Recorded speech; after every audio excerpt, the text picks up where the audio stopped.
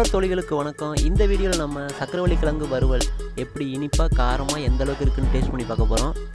சக்கரவள்ளி கிழங்கு இனிப்பால் இருக்கும், எப்படி காரமாக இருக்கும், வாங்க வீடியோவை கடைசி வரைக்கும் பாருங்கள்.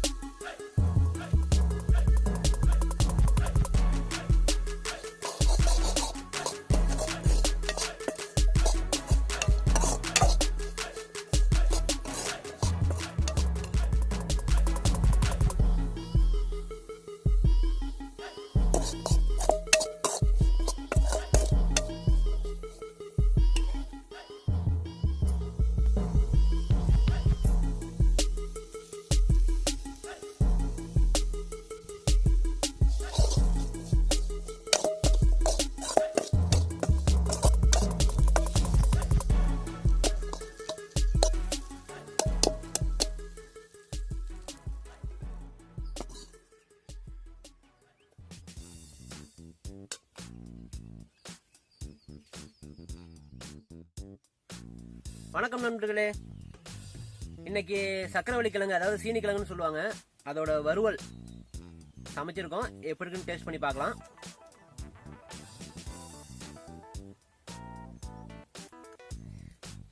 நல்லா இருக்கு, இனிப்பும் காரமும் கலந்துருக்கு. இது ஒரு புது வகையான டேஸ்ட்.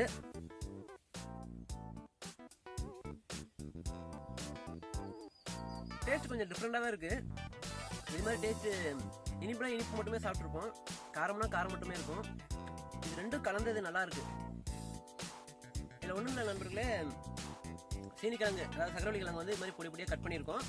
அப்புறம் எண்ணெயில் போட்டு லைட்டாக வதக்கி எடுத்து கொஞ்சம் மஞ்சத்தூள், மிளகாத்தூள், கரம் மசாலா, அப்புறம் தேவையான உப்பு போட்டு வறுத்தெடுத்துருக்கோம்.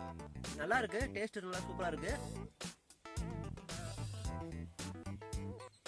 ஒரே வகையான ரெசிபியை சாப்பிட்டுட்டு இருக்கிறது இது மாதிரி கொஞ்சம் டிஃப்ரெண்டாக சாப்பிட்டா சூப்பராக இருக்கும்.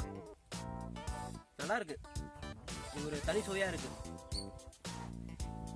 லாஸ்ட்டாக அப்புறம் கருவேப்பிலை ஆட் பண்ணியிருக்கோம். அது இருக்குன்னா கொஞ்சம் வாசமாக இருக்கட்டும்.